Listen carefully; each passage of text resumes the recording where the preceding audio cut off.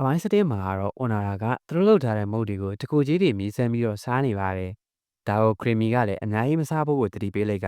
ဘဝကက်ကလေးဖြစ်လာရင်ဘယ်လိုလုပ်မယ်ဆိုပြီးတော့အမဖီတီကိုနှောက်နေပါတယ်။ဒီလိုနဲ့အွန်နာရာလည်းသူ့ဘို့သူတတိထားမိပြီးတော့ပေါင်ညင်တိုင်းဖို့အတွက်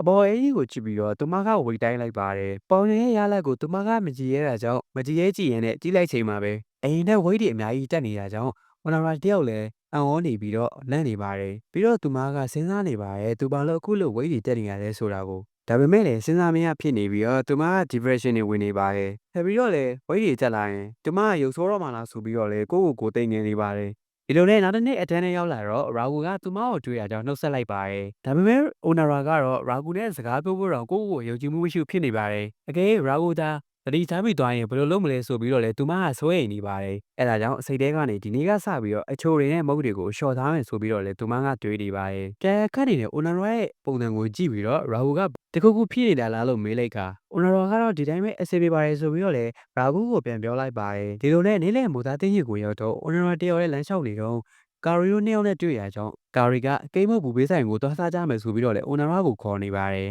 ငကိုတဲမှာဝိတ်တဲနေလို့စိတ်ညစ်နေတဲ့အိုနာရာကတော့ကိမုတ်ဘူပေးဆိုတဲ့စကားကြောင့်သူမကလန့်သွားပါတယ်အဲ့ဒါကြောင့်သူမလိုက်တော့ဘူးဆိုပြီးတော့လေလမ်းကြောင်းလွဲလိုက်ပါတယ်ထပ်ပြီးတော့လေကာရီကအွန်နာရာနဲ့အတူတူစားကျင်တို့တကူတီကလိုက်ရှာပြီးရောက်လာတယ်လို့ပြောလိုက်က။အွန်နာရာကတော့အာနာနာနဲ့ကာရီကိုညင်းလိုက်ပါတယ်။ကာရီကတော့ဘလောက်ဝယ်ပါတယ်ဆဆသူမရဲ့ဝိတ်ကတက်မလာတာကြောင့်အွန်နာရာကသူမရဲ့ခန္ဓာကိုယ်ကိုကြည့်ပြီးတော့အားချနေပါတယ်။ပြီးတော့တွားစရာရှိတယ်ဆိုပြီးတော့သူမကကာရီတို့ကိုနှုတ်ဆက်ပြီးတော့ထွက်သွားပါတယ်။ဝိတ်ချဖို့အတွက်ဘာမှမစားဘဲနေပေမဲ့သူမရဲ့ပိုက်ကဒွေငွေနဲ့អော်လာတာကြောင့်သူပါလာတဲ့ဘုတ်တွေကိုမြက်ခင်းတစ်ခုမှထိုင်စားနေပါတယ်။အဲ့ဒီရာဂူလည်းရောက်လာကသူမကိုစိုက်ကြည့်နေပါတယ်။ရာဂူကသူမကိုမြင်သွားတာကြောင့်အွန်နာရာတယောက်လည်းရှက်ရှက်နဲ့မစားတော့ပါဘူး။သူမကအချိန်တိုင်းဗိုက်စာနေပေမဲ့ဝိတ်တက်မှာကြောင့်ဘာမှမစားဘဲနေပါပဲဒီလိုနဲ့ဝိတ်ကြောက်အောင်လို့လေးတင်ကန်လောရမယ်ဆိုပြီးတော့သူမရဲ့တန်ကန်ကြီးလိုင်ရန်နဲ့ရေကူးကန်ကိုရောက်လာပါတယ်ဒါပေမဲ့လည်းသူမကရေသိမ့်မကူတတ်တာကြောင့်စိတ်ရင်းရင်းနဲ့ပဲသူမရဲ့အိမ်ကိုပြန်သွားခဲ့ပါတယ်အိမ်ရောက်တော့လည်းသူမကဗိုက်စာနေပေမဲ့လည်းဝိတ်တက်မှာဆိုလို့ဘာမှမစားဘဲနေပါတယ်ဒီလိုနဲ့သူမကစိုက်ကိုတွေဝင်ပြီးတော့ယူကြောက်ကြောင်ဖြစ်နေပါတယ်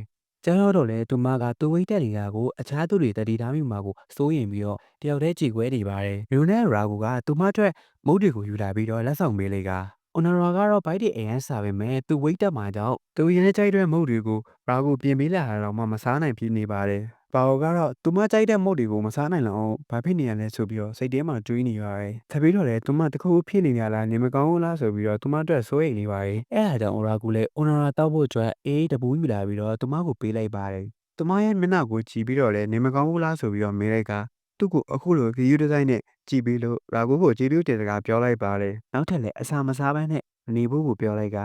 ကြာသွားရင်ပိန်သွားလိမ့်မယ်ဆိုပြီးတော့လည်းရာဂူကပြောလိုက်ပါတယ်။သူ့ကိုအခုလိုစိတ်ပူပြီးလို့စိတ်ထဲကနေအွန်နာရာကပြုံးနေပါတယ်။ဒီလိုနဲ့ညနေကြောင်းခင်းချိန်ရောက်တော့သူမကအိမ်ကိုပြန်နေပါတယ်။အိမ်ကိုရောက်ချင်းမှာပဲပေါင်ရင်ဆက်ပေါ်ကိုတက်ပြီးတော့ဝိတ်ကိုတိုင်းနေတဲ့အချိန်မှာပဲသူမရဲ့ဝိတ်ကအရန်တက်နေတဲ့ကြောင့်သူမလည်းကြေကွဲနေပါတယ်။ဝိတ်တိုင်းနေတဲ့အွန်နာရာကိုသူ့ရဲ့အမေကဝိတ်တိုင်းနဲ့ဆက်ပြက်နေရဆိုပြီးတော့လည်းပြောလိုက်ချိန်မှာပဲအူရာတယောက်လည်းတပင်းချလိုက်ပါတယ်။ဘာလို့လဲဆိုတော့သူမဒီလောက်မစားရတာတော့ဝိတ်ကတက်နေလို့ပဲဖြစ်ပါတယ်။